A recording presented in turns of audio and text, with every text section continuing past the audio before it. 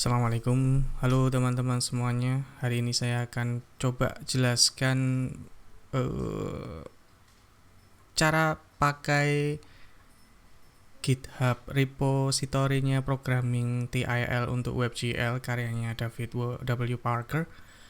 Yang menurut saya ini rujukan yang sangat bagus untuk jadikan starting point belajar shading language ya dengan menggunakan WebGL. Reponya ada di sini dan sejujurnya saya tidak merubah banyak.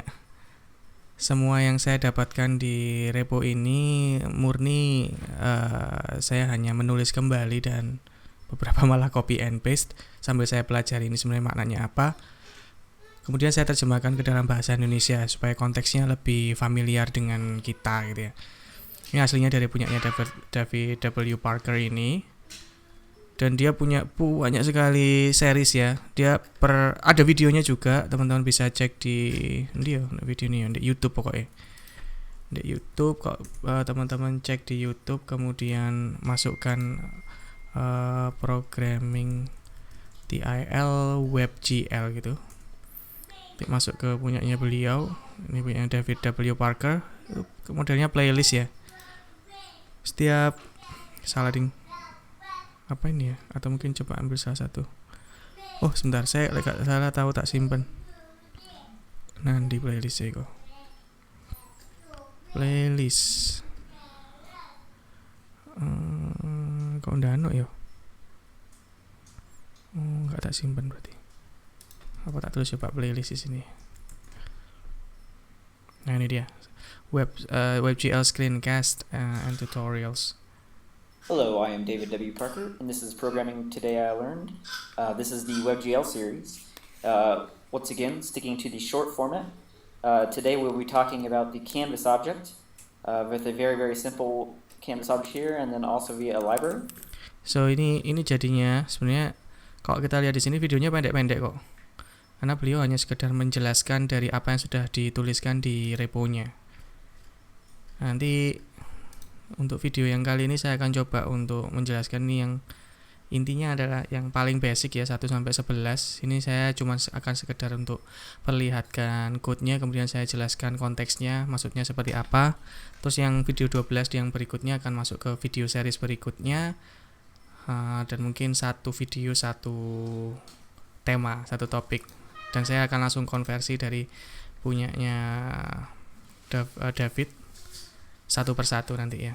Mudah-mudahan nututi sampai akhir bisa ke capai. Oke.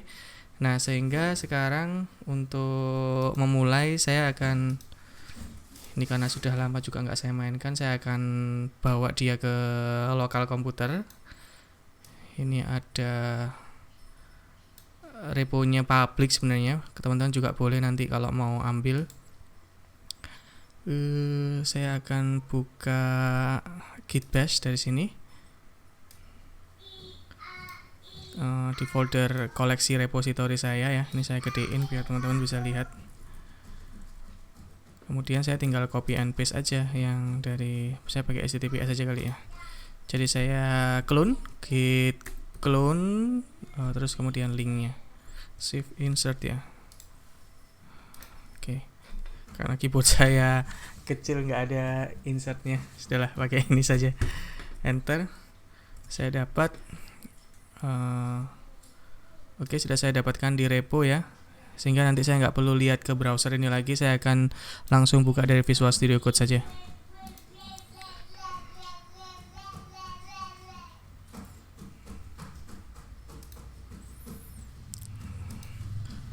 Oke, langsung kita mulai. Untuk yang pertama, kanvas pembuatan kanvas kosong.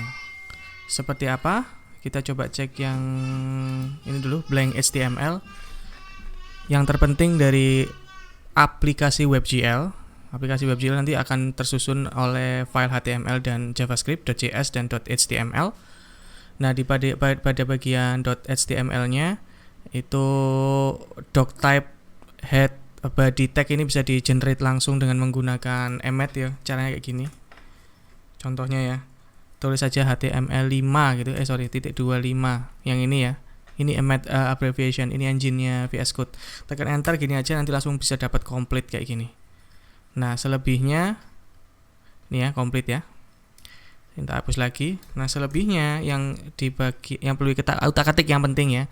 Itu yang esensial adalah bagian ini, canvas. Oke. Jadi kita perlu membuat sebuah canvas dengan ID tertentu, dengan lebar tertentu pula.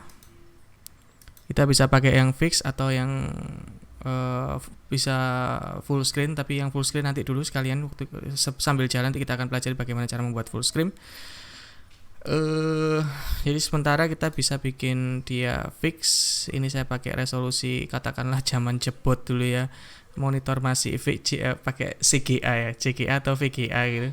Ya, dia resolusi paling gede 640 480 udah suweneng. Nah, ini kalau misalkan gagal, which is very unlikely, maka gagal membuat canvasnya, HTML-nya gagal membuat canvasnya, maka dia akan menampilkan teks ini. Cara pembuatan tag canvas ini pun bisa menggunakan emmet. Kalau teman-teman tulis canvas gini doang, tekan enter itu pasti langsung dapat canvas.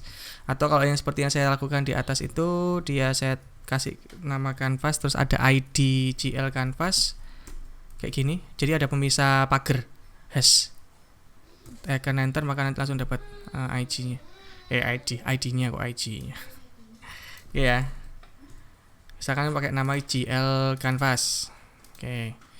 Terus yang kedua, ini yang pertama tadi canvas itu yang penting. Yang kedua yang penting juga adalah file.js. File.js-nya apa yang perlu di-load oleh HTML ini. Nah, kita bisa tuliskan dengan menggunakan emmet juga sebenarnya, script, kemudian ini src. Maka teman-teman bisa ketikkan ini misalkan blank.js kayak gini cara ngetiknya ya. Terus type ini normalnya untuk cuman penanda aja supaya browser juga lebih mudah mengetahui kalau ini adalah bentuk JavaScript ya. Karena teksnya kan can be anything ya. Apa yang mau dimuat ke dalam dokumen HTML ini bisa macam-macam nanti pada pengembangannya. Ya, ini paling umum text/JavaScript. Bisa nanti ada text/CSS dan sebagainya kayak gitu. Web programming basic. Oke. Nah, sehingga kalau ini kita jalankan maka dia akan perlu buka blank.js ini. Dia akan load ke dalam blank.html-nya. Di sini ada function namanya check WebGL. Nah, definisi function ini modular, kita buat modular. Jadi sebenarnya yang dipanggil nanti bukan yang check WebGL. Kalau kita tengok lagi ke blank.html-nya, yang dipanggil adalah fungsi main. Nah, ini di web programming itu ada yang namanya event driven ya, event driven istilahnya. Jadi beberapa function atau most of the time functions yang kita buat di JavaScript agar bisa dipanggil oleh komputer itu harus ada event yang men-triggernya. Bisa event yang berasal dari input controls, dari keyboard, dari mouse, atau event yang berlangsung secara otomatis penggunaan set interval, kemudian ada nanti kita pakai request animation frame kayak gitu. Atau ini yang paling dasar ya, pemanggilan fungsi JavaScript oleh eventnya DOM, Document Object Model yang ada di HTML. Salah satu event yang ada di DOM itu adalah onload. Nah, onload ini akan dipanggil ketika seluruh script, seluruh elemen dari HTML sudah berhasil dimuat ke browser. Maka dia akan panggil fungsi ini, fungsi main. Oke, fungsi jangan lupa tutup kurung, buka kurungnya ini harus ditampilkan, harus diketikkan. Sehingga nanti setelah HTML ini beres, dia akan mencari fungsi main. Dia nggak nemukan itu di dokumen HTML ini. Tapi nanti karena dia sudah di-include ini ya, sudah dapat include-an script blank.js, maka dia akan cari ke dalam file tersebut. Wula dia dapat di sini. Oke, saya eksekusi oleh HTML-nya. Nah, di sini baris pertama yang dilakukan adalah menyambungkan elemen di DOM yang tadi kita buat ini. Ini salah satu elemen DOM ya, canvas ini ya. Elemen DOM dengan ID GL canvas. Ini kan get element by ID. Jadi cari elemen di DOM atau di dokumen yang menggunakan ID GL canvas. Nah, setelah itu dia akan dapat ya katakanlah dalam tanda kutip point address gitu ya, memory address gitu. Alamat di memori, kemudian alamat di memorinya akan disematkan ke dalam variabel canvas ini. Sehingga kalau dia kita bilang canvas, maka dia ngerti, dia harus merefer ke canvas yang sudah ada di DOM. Ini saya pakai tanda koma, artinya saya nggak perlu declare var lagi. Kalau misalkan saya pakai titik koma di sini, ya berarti di sini harus declare var lagi. Ini cuman biar keren aja. Saya pakai koma. Kan ini bisa kita lakukan ya. Kalau di programming C saya rasa tidak memungkinkan untuk itu. Kalau di JavaScript ini bisa. Jadi setelah canvas kita tangkap posisinya atau alamat di memori dia di mana, terus kita bikin variabel yang lain untuk mengecek apakah canvas tersebut punya kemampuan untuk merender dengan menggunakan WebGL API atau enggak. Nah, ini fungsinya namanya check WebGL, ini custom functions, kita yang sendiri yang bikin. Nah, custom functionnya kita cek ya. Di sebelah atas nanti kita akan punya ada ada variabel namanya context. Konteks ini kita isikan beberapa kemungkinan string untuk WebGL konteks yang ada di browsers modern. Bisa WebGL, bisa experimental dash WebGL, WebKit strip 3D, ada Moz strip WebGL dan macam-macam. Ini jaga-jaga aja, tapi kayaknya yang paling modern yang kayak jadi konvensi bersama untuk semua browsers sekarang udah pakai WebGL ini. Tapi enggak apa-apa, enggak ada salahnya. Ini kita masukkan semua kemungkinannya, jaga-jaga ya. Terus kita deklarasikan juga GL, yet another GL. Ini sebenarnya sama dengan yang ini sih, cuma nanti kan kita butuh return value ya kan. Ini kan return value yang setara dengan variabel GL yang di luar. Maka ya kita buat lagi aja GL di dalam sini. Kemudian kita lakukan looping. Nah, loopingnya itu nanti setiap kali masih ada konteks elemennya ini belum tersisir semua, maka teruskan loopingnya. Ini dicek satu-satu ya, dari indeks yang ke-0, konteks array indeks ke-0 yang artinya WebGL. Dicoba apakah ini bisa dilakukan. Kalau enggak, makanya mestinya akan ada error di sini. Terus kalau dia ditry, kalau ada error, maka dia ini kayaknya langsung continue deh. Kalau gagal dia continue masuk ke for yang berikutnya, ke indeks i sama dengan 1. Dia akan cek yang lainnya sampai selesai ya. Kalau misalkan sudah ketemu satu saja, yang ini udah ketemu misalkan WebGL ternyata memang ada dan itu yang didefinisikan di web browser, maka break, keluar dari loop for. Oke. Dan GL-nya tentunya ini sudah ada isinya akhirnya ya kan. Sudah dapat isi. Canvas.context ini akan seperti kayak get element by ID gitu, dia akan memberikan kayak macam semacam alamat dalam tanda kutip ya, alamat di memori gitu. Kemudian if-nya ini akan ngecek lagi kalau misalkan in case ya for-nya ini kan jalan semua terus sampai habis, ternyata nggak dapat satu pun konteks yang sesuai dengan yang ada di dalam value-nya array ini. Di sisir 4 biji elemen ini semuanya nggak ada yang report kalau itu adalah konteks yang diinginkan. Sehingga kita perlu cegah juga ya. Otherwise kita bisa berikan return ke fungsi yang memanggil check WebGL tadi sesuai dengan ini alamat pointer tadi yang didapatkan dari fungsi getContext. That's all. Ini yang kita lakukan. Kemudian kita bersihkan pakai clear color, bersihkan layarnya dengan warna hitam. Ini RGB, kemudian ini adalah alpha. Kalau sini berarti kalau alfanya 100 berarti sangat cerah gitu ya, opacity-nya opaque ya. Terlihat semuanya, nggak ada transparansi sama sekali. Kemudian kita execute clear-nya berdasarkan definisi clear color. Kita spesifikasikan clear-nya nanti di color underscore buffer bit dengan menggunakan konstanta ini. Sebenarnya bisa kita lanjutkan ke yang lainnya kan. Kalau misalkan mau ada gl.depth buffer bit, tapi nanti aja, kita akan mainkan di sesi yang selanjutnya. Nah, ini kalau kita coba go live, saya sebentar. Ya, ini list direktorinya. Saya masuk ke kanvas kosong. Saya buka yang blank. Oke, berhasil ya.